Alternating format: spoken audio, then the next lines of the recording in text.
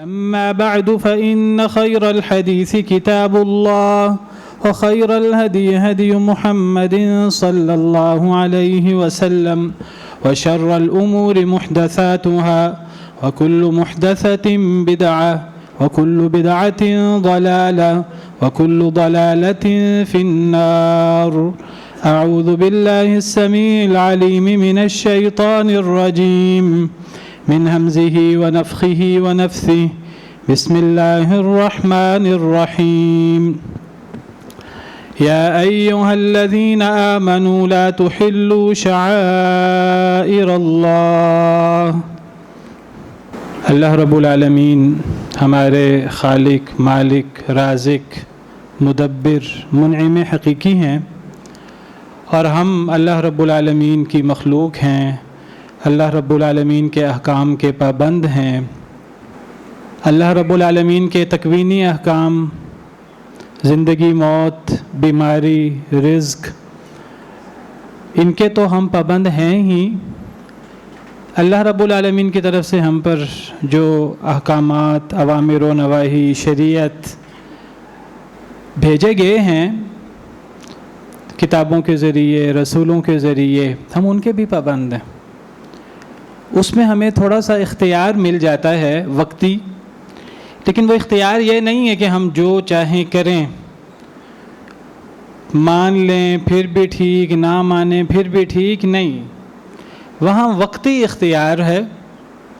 اگر تو مان لیا تو دنیا آخرت سنور جائے گی، اور اگر نہ مانا وقتی طور پہ ڈھیل مل سکتی ہے۔ وقتی طور پہ، وقتی طور پر سے مراد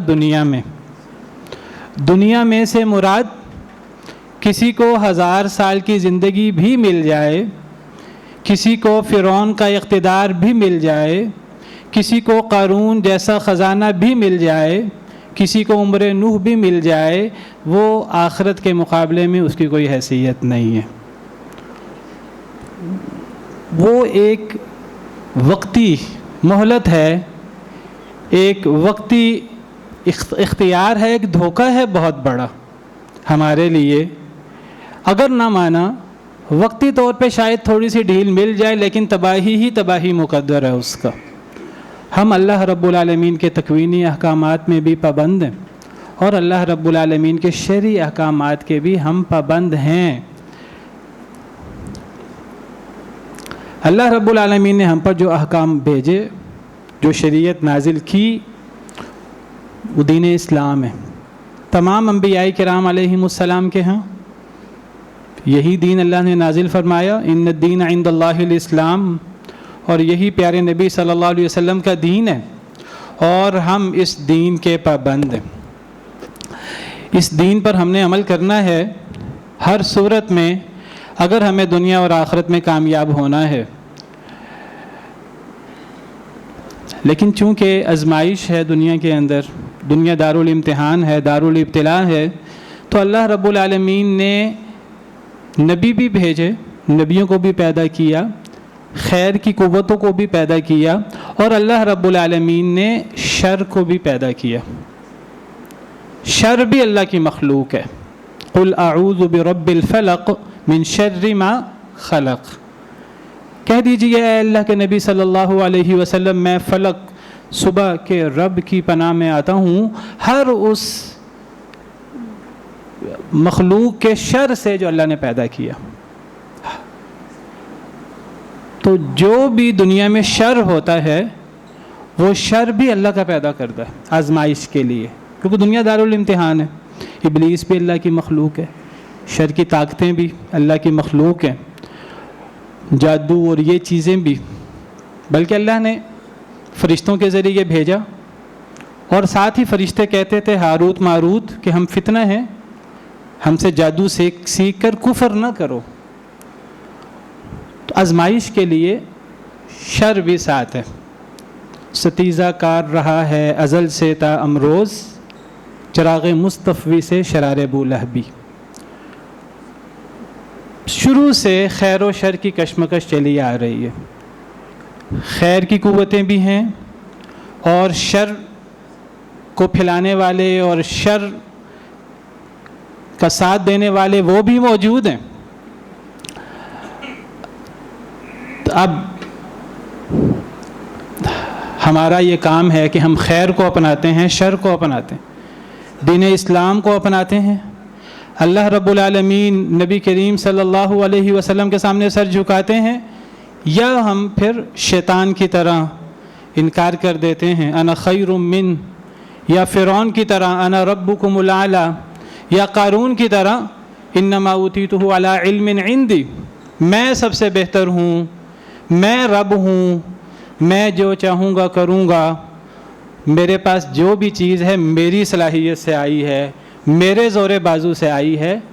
یہ شیطانی وسوسے ہیں اور یہ شیطانی کام ہیں سارے کے سارے.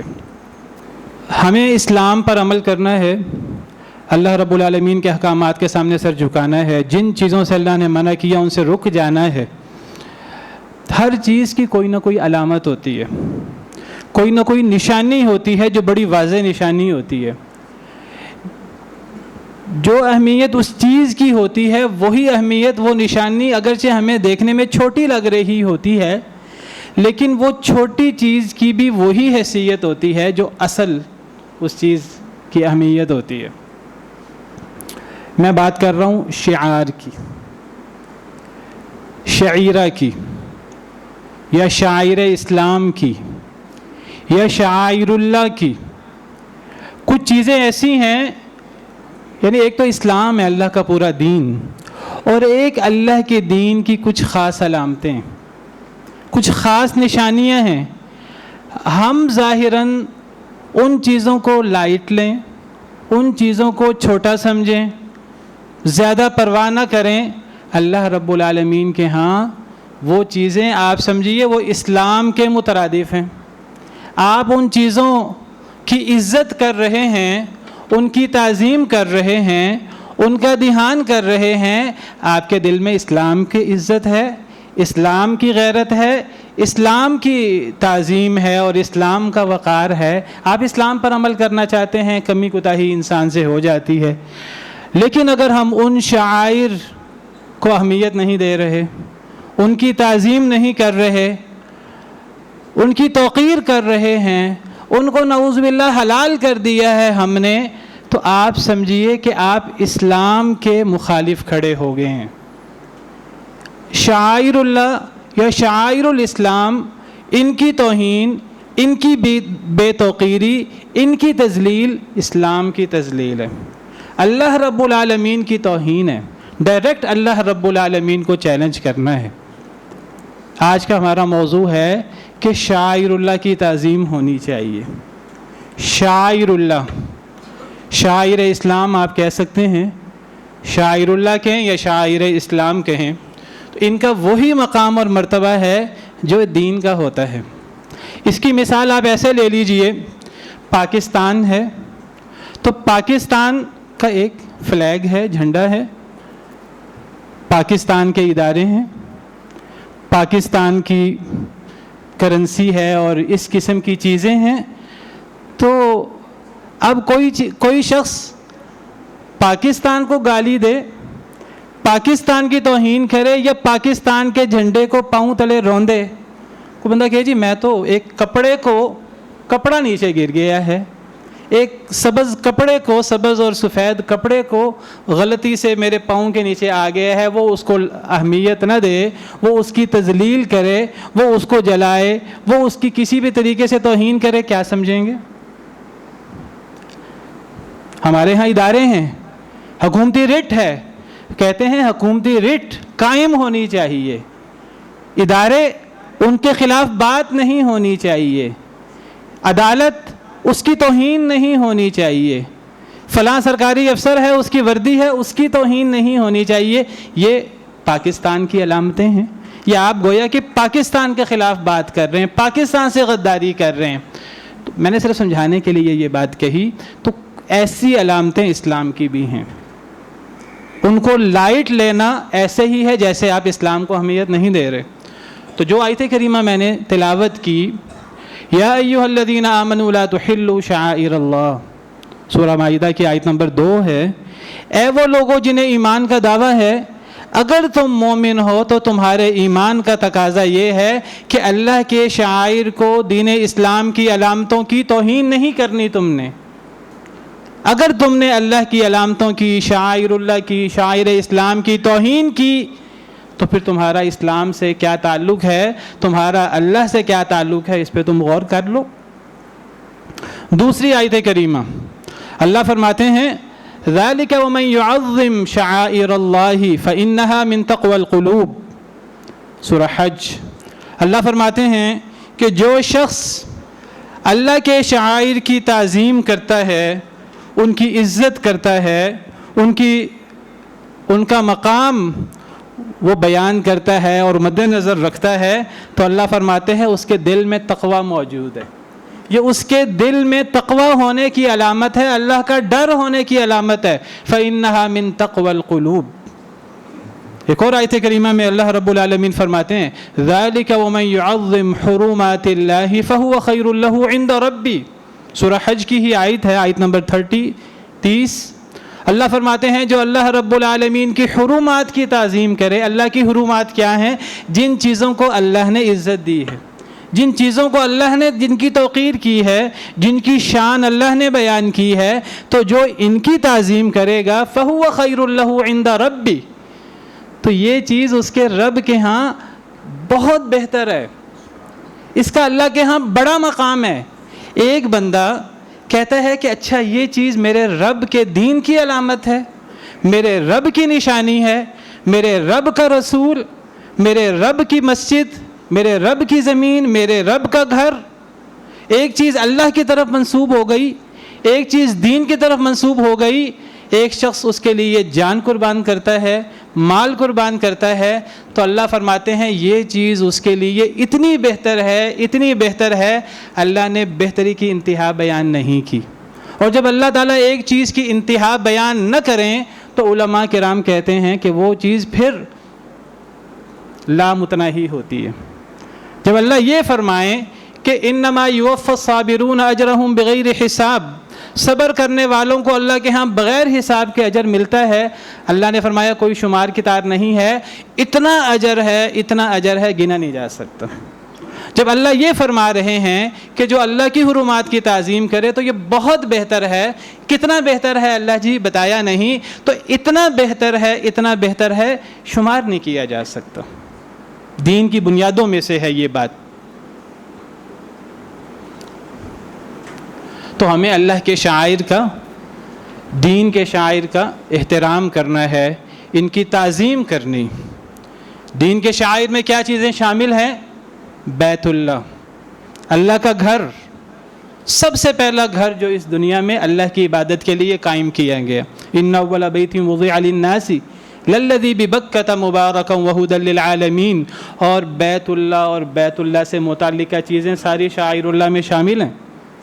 یا ایھا الذین آمنوا لا تحلوا شعائر اللہ ولا الشہر الحرام ولا الہدی ولا القلائد ولا آمین البیت الحرام یبتغون فضلا من ربہم ورضوانا۔ اللہ کے شعائر میں کیا کیا چیز شامل ہے؟ حرمت والے مہینے،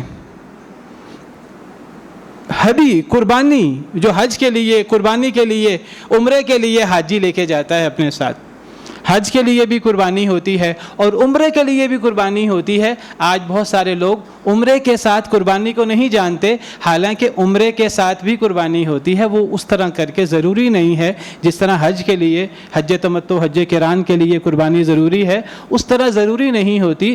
تو اس قربانی کی بہت اہمیت ہے، یہ اللہ کے شعائر میں سے ہے، اس کی توہین نہیں ہونی چاہیے، اس کی توقیر ہونی چاہیے، کیونکہ یہ اللہ رب العالمین کے شعائر میں سے ہے۔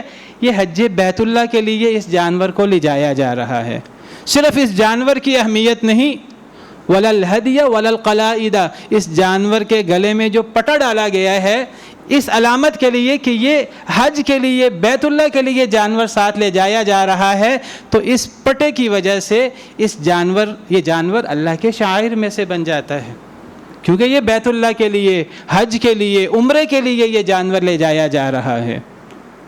جب اس جانور کی اہمیت ہے تو وہ جو اللہ کا مہمان ہے، جو حج کرنے جا رہا ہے، عمرہ کرنے جا رہا ہے، اس کا کیا مقام ہوگا؟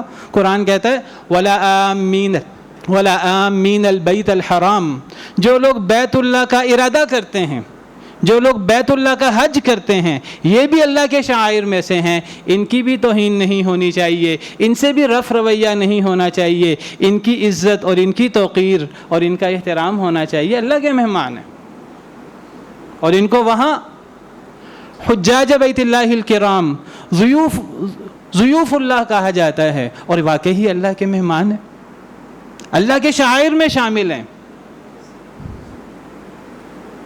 ان الصفا والمروۃ من شعائر اللہ، صفا مروہ پہاڑیاں اللہ کی نشانیوں میں سے ہیں۔ منا، مزدلفہ، یہ مقدس مقامات یہ اللہ کی نشانیوں میں سے ہیں۔ مسجد حرام ہو، مسجد نبوی ہو، بیت المقدس ہو، اور ساری دنیا کی مساجد اللہ کے شعائر میں سے ہیں۔ ان شعائر کی تعظیم ہونی چاہیے۔ ایک گناہ بائے سڑک پہ ہو رہا ہے اور ایک گناہ بیت اللہ میں ہو رہا ہے، بیت اللہ میں گناہ کا ارادہ کرنے سے وہ عذاب نازل ہوتا ہے، ہم تصور نہیں کر سکتے۔ وَمَن يُرِدْ فِيهِ بِإِلْحَادٍ بِظُلْمٍ نُذِقْهُ مِنْ عَذَابٍ أَلِيمٍ، جو بندہ مکہ مکرمہ میں بیت اللہ میں الحاد کا، نافرمانی کا ارادہ کر کے دیکھے، ہم عذاب علیم کا ذائقہ چکھائیں گے۔ ایک بندہ ارادہ کرتا ہے میرے گھر میں الحاد کا، نافرمانی کا، توہین کا، نافرمانی، اس کا مطلب یہ نہیں ہے کہ سڑک پہ اللہ کی نافرمانی جائز ہے، گھر میں اللہ کی نافرمانی جائز ہے، نہیں، وہاں بھی منع ہے۔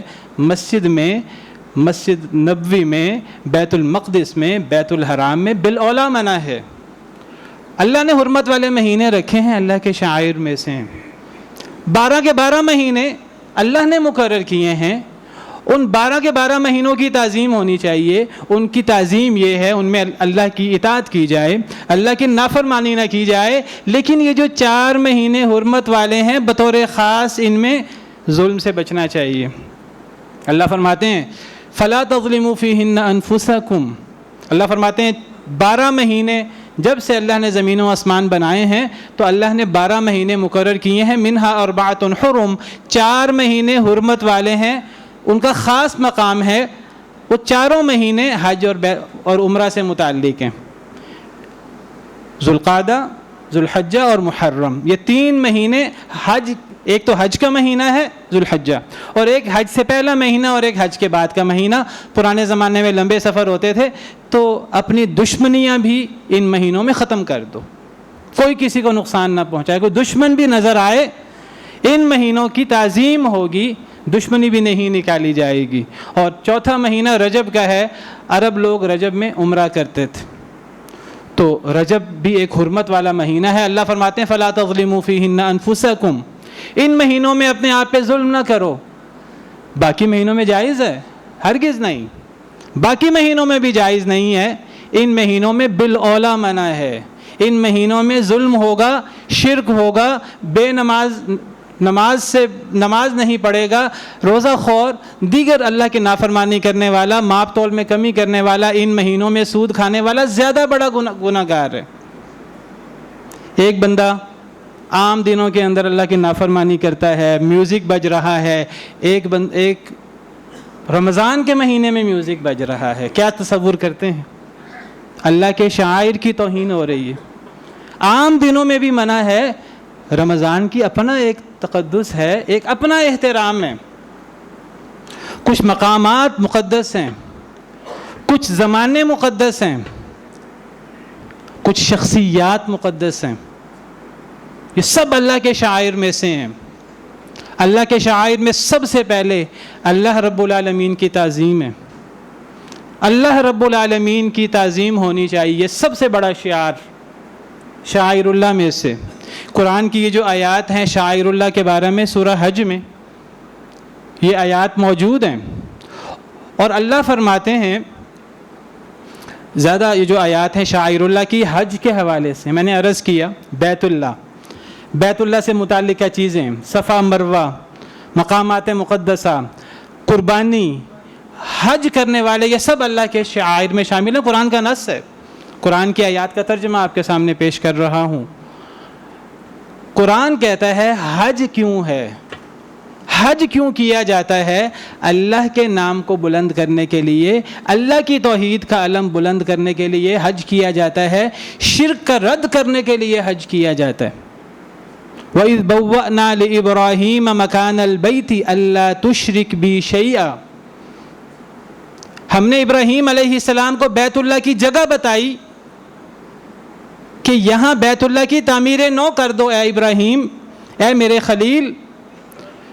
آپ اور اسماعیل علیہ السلام یہاں دوبارہ بیت اللہ کی تعمیر کر دیں. بیت اللہ گر چکا ہے، اس کے آثار مٹ چکے ہیں. اب آپ نے بیت اللہ کی تعمیر نو کرنی ہے. کیوں کرنی ہے؟ فرمایا اللہ تشرک بی شیئا، تاکہ توحید کا علم بلند ہو، تاکہ شرک کی مذمت کی جائے، شرک کو یہاں سے نکال دیا جائے. مسجدیں اللہ کے شعائر میں سے ہیں. مسجدیں کیوں قائم کی جاتی ہیں؟ توحید کی بلندی کے لیے. وَأَنَّ الْمَسَاجِدَ لِلَّهِ فَلَا تَدْعُوا مَعَ اللَّهِ أَحَدًا. مسجدیں اللہ کے لیے ہیں، اللہ کے گھروں میں کسی کو نہ پکارو. اس کا مطلب یہ نہیں باہر اللہ کے علاوہ کسی کو پکارا جا سکتا ہے، یہ بھی شاعر اللہ کا مسئلہ ہے. نہ مسجدوں کے باہر شرک ہوگا برداشت ہوگا، نہ مسجدوں کے اندر شرک برداشت ہو سکتا ہے. سب سے پہلا شعار، سب سے بڑا شعار اللہ رب العالمین کی توحید ہے، اللہ رب العالمین کی عزت ہے، اللہ رب العالمین کا احترام ہے. اس کے بعد پھر اللہ رب العالمین کے انبیاء کرام علیہم السلام، اللہ رب العالمین کی طرف سے نازل کردہ کتابیں، فرشتے یہ آتے ہیں. ان کا مقام بعد میں ہے. ہم میں سے بعض لوگ انبیاء کرام علیہم السلام کی توہین اور اس کے بارے میں بہت حساس ہیں، اور ہونا چاہیے.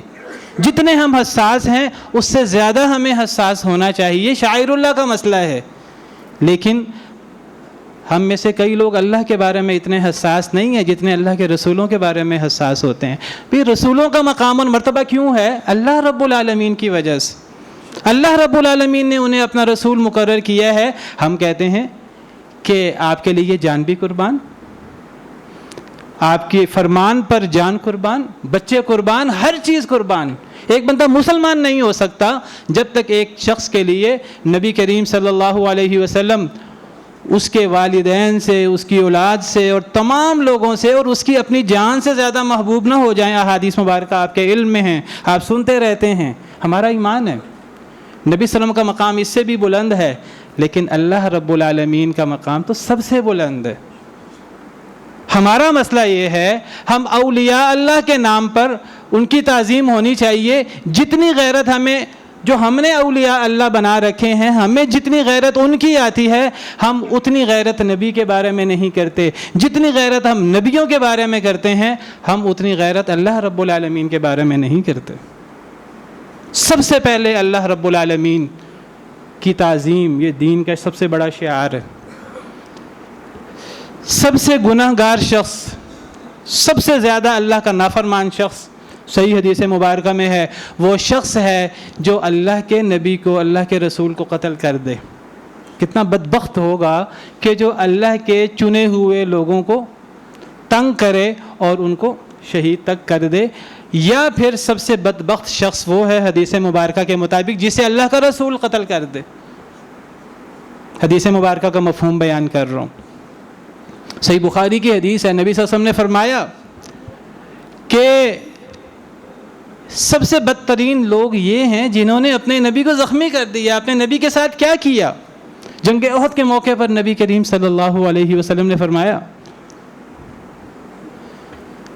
یہ قوم کیسے کامیاب ہو سکتی ہے؟ اپنے نبی کا انہوں نے کیا حال کر دیا ہے. مبارک دندان شہید ہو گئے، آپ زخمی ہو گئے. کتنا بڑا گناہ ہے نبی کو تکلیف دینا، نبی کو زخمی کرنا، نبی کی راہ میں، دعوت کی راہ میں روڑے اٹکانا اور نبی کو شہید کر دینا. کتنا بڑا گناہ ہوگا. قرآن کریم کو سنیے، قرآن کیا کہتا ہے. قرآن کہتا ہے اللہ رب العالمین کی ادنا توہین نبیوں کے قتل سے بڑی چیز ہے. یہودی بدبخت، سب سے بڑے دشمن اسلام کے، دین کے، اللہ کے نبیوں کے، اللہ کے رسولوں کے بدبخت کہتے تھے اللہ فقیر ہے، نعوذ باللہ من ذالک، نقل کفر کفر نباشد، کہتے تھے ہم سے قرض مانگتا ہے، فقیروں کی ہم مدد کریں، اللہ مدد کیوں نہیں کرتا؟ اپنے تئیں وہ مسلمانوں کے خدا کو برا بلا کہتے تھے، وہ اپنے ہی، وہی ان کا بھی رب ہے، اپنے ہی رب کی توہین کرتے تھے، اللہ کی توہین کرتے تھے۔ مسلمان بھی اسی اللہ کو پکارتے تھے نا، کوئی مسلمانوں کا الگ رب تو نہیں ہے۔ تو اللہ قرآن میں کیا فرماتے ہیں؟ اللہ فرماتے ہیں لقد سمع اللہ قول الذین قالوا ان اللہ فقیر ونحن اغنیاء، اللہ نے ساتوں آسمانوں کے اوپر سے ان لوگوں کی بات سن لی جنہوں نے کہا اللہ فقیر ہے ہم غنی ہیں۔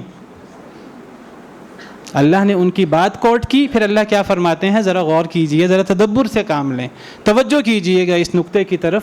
اللہ فرماتے ہیں سنکتب ما قالوا وقتلهم الانبیاء بغیر حق، یہ ان کے منہ سے کلمہ نہیں نکلا کہ کلمہ نکلا اور ختم ہو گیا۔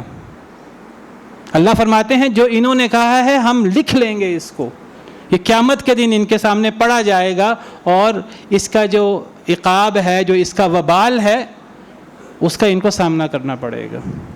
سنکتب ما قالوا وقتلهم الانبیاء بغیر حق، جو انہوں نے کہا اللہ فقیر ہے، جو اللہ کی انہوں نے توہین کی، زبان سے یہ اس کو ہلکا لیتے ہیں، جو انہوں نے کہا ہم نے لکھ لیا، اور ان کا نبیوں کو قتل کرنا بھی۔ اللہ نے ان کا، اللہ رب العالمین کو فقیر کہنا، اللہ کی توہین کرنا، نبیوں کے قتل کے مترادف، اس کے برابر یا اس سے بڑا گناہ قرار دیا ہے۔ اللہ کی ادنا سی توہین برداشت نہیں ہو سکتی، نہ قابل برداشت ہے۔ اسلام میں ایک مسلمان کے لیے ہمیں سب سے زیادہ ہمارا اللہ سے تعلق ہے، اور اللہ کے بارے میں ہمیں غیرت ہونی چاہیے۔ والذین آمنوا اشد حبا للہ، ایمان والے سب سے زیادہ اللہ سے محبت کرتے ہیں۔ ان بدبختوں نے کہا اللہ کے ہاتھ بندھے ہوئے ہیں، کتنا بڑا کلمہ ہے، ہم تصور نہیں کر سکتے۔ ہم بعض دفعہ ان چیزوں کو لائٹ لیتے ہیں۔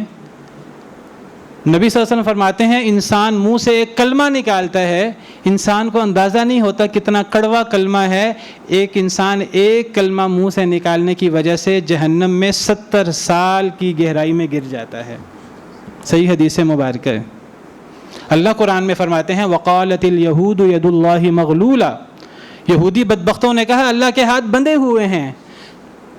غلت ایدیہم ولعنوا بما قالوا، ان کے ہاتھ بندھے ہوئے ہو جائیں، ان پہ لعنت ہو اس کی وجہ سے جو انہوں نے کہا۔ بل یداہ مبسوطتان ينفق کیف یشاء، اللہ کے ہاتھ تو پھیلے ہوئے ہیں، اللہ جیسے چاہتے ہیں خرچ کرتے ہیں۔ دنیا جہاں کی ساری نعمتیں تو اللہ رب العالمین کی طرف سے ہیں۔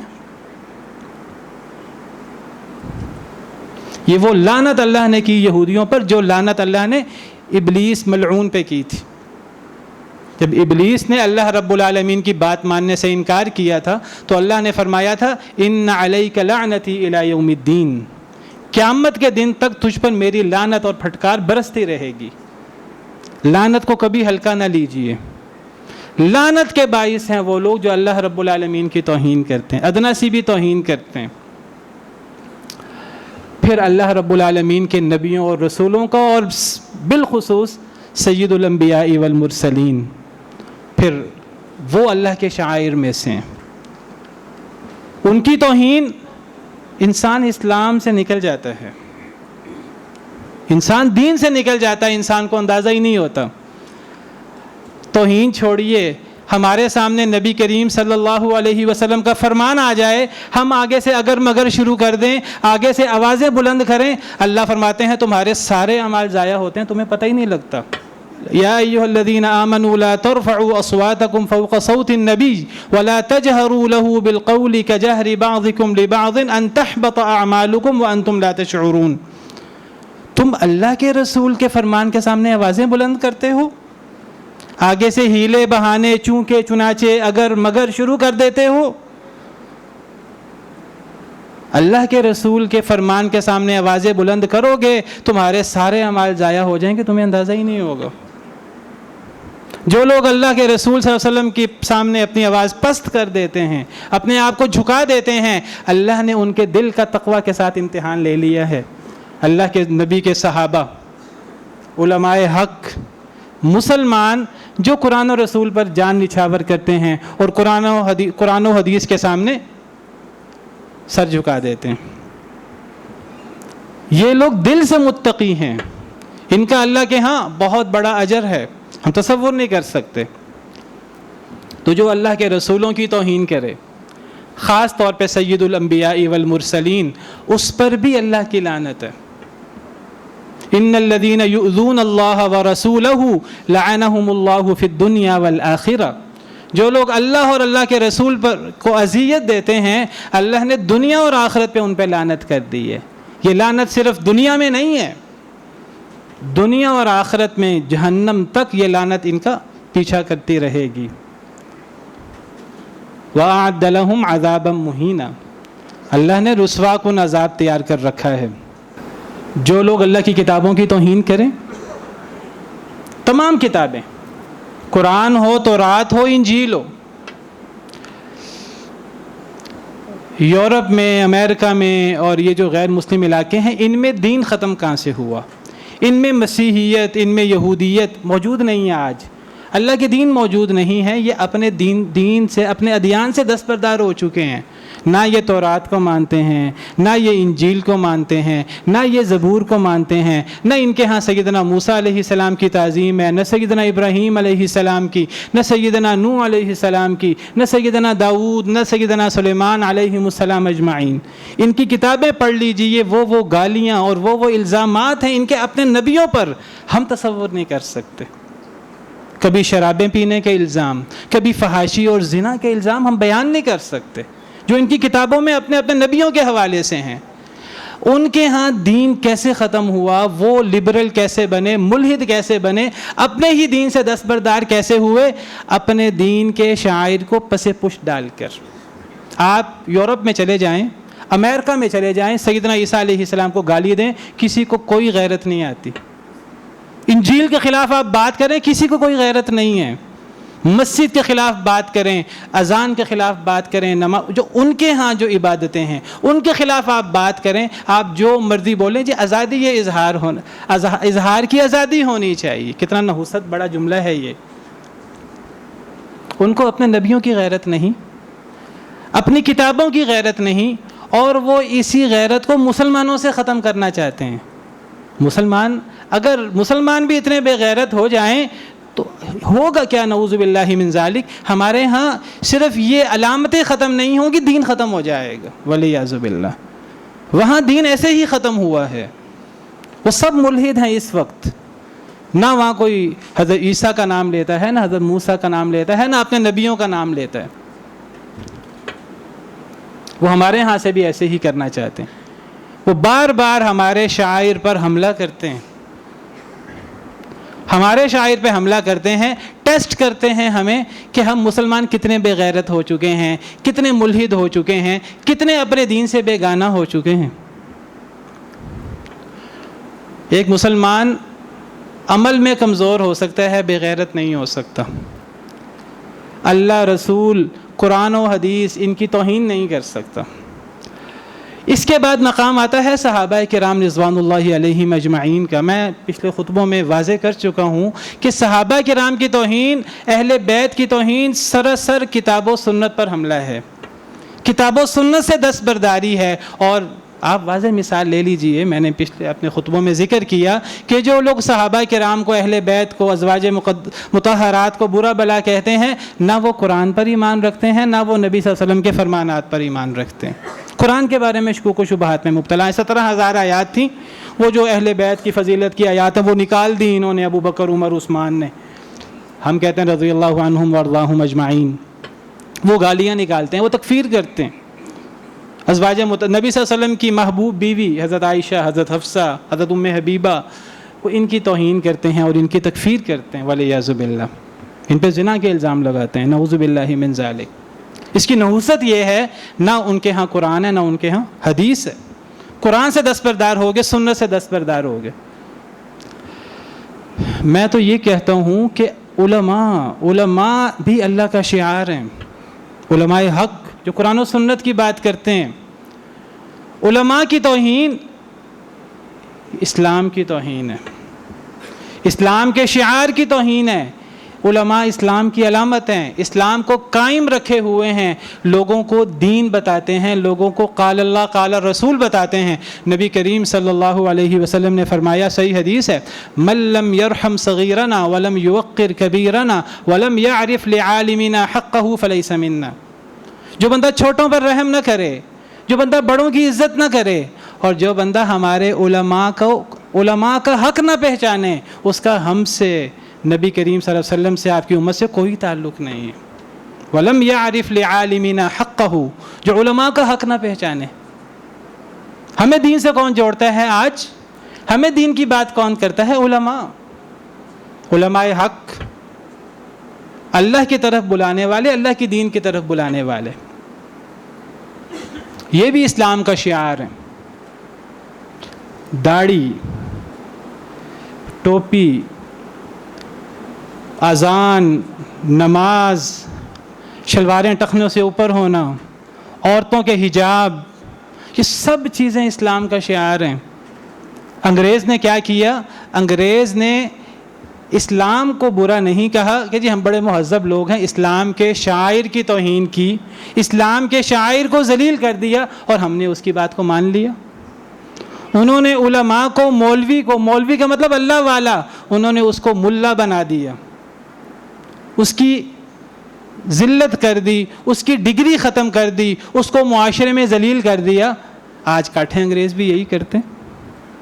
آج فتنہ جو سب سے بڑا ہے, میں کہتا ہوں جو بڑے بڑے جو دجال اور کذاب لوگ ہیں, سب سے پہلے علماء کی مخالفت کریں گے. میں یہ نہیں کہتا علماء معصوم ہوتے ہیں, علماء بھی اللہ کے بندے ہیں, گناہ گار ہیں, کمیاں کوتاہیاں ہیں ان میں. سارے علماء ایسے نہیں ہوتے. علماء کے انسٹیٹیوٹ کی توہین کرنا, مدارس کی توہین کرنا, مساجد کی توہین کرنا, جو بندہ یہ کام کرے سمجھ لے کہ وہ شیطان کی زبان بول رہا ہے, وہ لوگوں کو دین سے کاٹنا چاہتا ہے. غلام احمد قادیانی لے لیجئے, تمام علماء کی توہین کرتا تھا. غلام احمد پرویز لے لیجئے, تمام علماء کی توہین کرتا تھا. جاوید احمد غامدی کو لے لیجئے, تمام علماء کی علی الاطلاق توہین کرتا ہے. انجینئر علی مرزا, ساحل ادیم, اور یہ جو نئے نئے فتنے ہمارے سامنے آ رہے ہیں, تمام علماء کی توہین کرتے ہیں. کہتے ہیں باقاعدہ, آپ کبھی ان کی ویڈیو سنیں, کہتے ہیں کوئی ایک مدرسہ, کوئی ایک مسجد ایسی نہیں ہے جو زنا کے اڈے نہ ہوں. نعوذ باللہ من ذالک. میں نہیں کہتا کہ ادارے پاک صاف ہیں, اللہ کی نافرمانیاں ہو رہی ہیں, کمیاں کوتاہیاں موجود ہیں, لیکن دین آپ کو یہی ملنا ہے. یہی لوگ آپ کو دین کی طرف لاتے ہیں. اگر آپ ان کو گالی بنا دیں گے تو دین کس سے لیں گے؟ دین آپ کو علماء سے ہی ملے گا. لا یزال طائفۃ من امتی, نبی صلی اللہ علیہ وسلم نے فرمایا میری امت میں سے ایک گروہ ہمیشہ حق پر رہے گا, انہیں دنیا کی کوئی طاقت نقصان نہیں پہنچا سکے گی. نبی صلی اللہ علیہ وسلم نے فرمایا اسلام اجنبی شروع ہوا تھا, ایک وقت آئے گا اسلام اجنبی ہو جائے گا. فطوبى للغرباء الذين يصلحون ما افسد الناس, ان غریب اجنبی لوگوں کے لیے خوش بختی ہو کہ لوگ سارے اسلام سے دور ہو رہے ہیں, وہ لوگوں میں اسلام کی دعوت دے رہے ہیں, لوگوں میں اصلاح کا کام کرنا چاہتے ہیں, ایسے لوگوں کے لیے خوش بختی ہو. ایک حدیث مبارکہ میں نبی صلی اللہ علیہ وسلم نے فرمایا ایک وقت آئے گا کہ سب لوگ دین سے دور ہو جائیں گے, کچھ لوگ دین کا علم بلند کرنے کی کوشش کریں گے, قربانیاں دیں گے.